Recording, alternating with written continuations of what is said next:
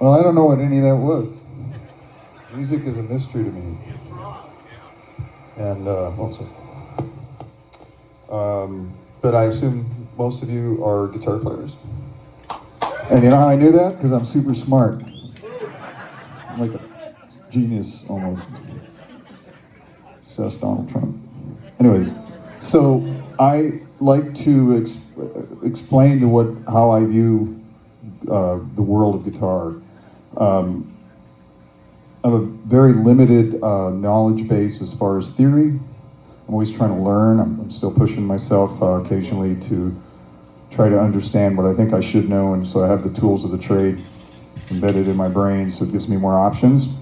You know, when I run up against, places I can't kind of get past, and I'm sort of trying to think around it, and I don't really know how to get around it sometimes. So usually I just play by ear and gut and heart, but it's nice to have your brain involved once in a while, I believe. So I recently started taking guitar lessons from a friend of mine that works in LA at Tone Merchants, and he's one of the guitar teachers at MI in Hollywood, and he's unbelievable, and knows bebop and Django stuff and all kinds of crazy, really deep, has crazy deep chops and is extremely knowledgeable of theory. So I'm trying to get my head wrapped around that, but I've been trying to do that all my life and have never learned scales, modes, circle of fifths, any kind of theory.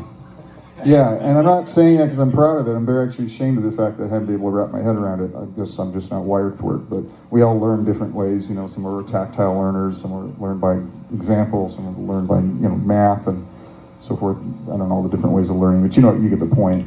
So. But it's been a blessing and a curse. The blessing part of it, which I emphasize because I really don't have any choice, is that music and guitar is always new to me. Every time I pick it up, just right now when I played, it's always I don't know what's going to happen because I always have to figure stuff out, and I just see what happens, and I just kind of go with it. But I couldn't tell you what I'm doing, and I can never play anything twice. And I don't know any cover songs, and I can't play anything I've written or recorded over again because I can't learn it for some reason. I don't know why. But so every time I go out and play, even with Lynch Mob or if I play with Dokken or something, I play everything different, every single night, which is cool in a way, but it's kind of stressful too because I never know what's going to happen. So there's that. So don't think it's so great to just be flying by the seat of your pants because it comes with some headaches, I mean, I really sometimes watch guitar players that can just play, like Michael Schenker, plays the same thing every single time, the same way, every single time. I've been on tour with him a couple times, and every night was a blueprint of the night before. I have no idea how he did that. And so, anyways. But it is a mystery, and to me it's like the wilderness of the mind. It's the way I approach life. Is that I'm glad life has mysteries. Otherwise, it would be sort of unlivable, right? And music is a part of that, And the way I approach music and the way I play it, and my understanding of music is also very mysterious. So I never know what's going to happen, where it's going to lead me. I kind of just put the guitar on and follow, and let it lead me where it's going to lead me. It doesn't mean that I don't practice, and it doesn't mean that I don't try to better myself, but at the end of the day, I found that I'm at my best. I don't know if I speak for everybody here. I'm at my best when I just get out of my own way. When I was younger, I used to have a lot of writer's block. Well, not a lot, but I'd have writer's block, and that's the thing. And I would hit these playing plateaus where I couldn't play any different than I just kept playing the same thing over and over again. Or I couldn't write a song. Nothing would come out. I haven't had that problem really in decades. I don't know how long, thank God.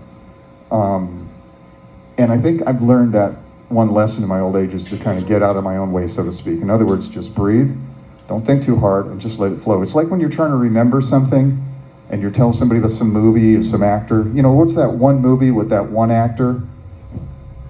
What movie with one actor? And then, of course, as soon as he's gone, you remember it because you're not thinking about it, right? You just relax your brain, right? And you think about something else and it pops into your head. That's what I'm talking about, like getting out of your own way. So, I know this is supposed to be a guitar clinic, and I'm telling you to do the exactly opposite of what you'd expect to hear in a guitar clinic, right? Yeah. And I don't want to make it sound like it's more than it is. I'm not trying to make it this huge spiritual kind of mysterious thing. That's honestly the way I perceive it, so I just thought I'd explain that to you. Okay. I'm going to be playing along to some tracks I brought with me. Hopefully they'll work. I might need to be making some level changes on the fly here. So I'm just kind of winging this. All right. This backing track, I believe, is off of one of the KXM records. Yeah.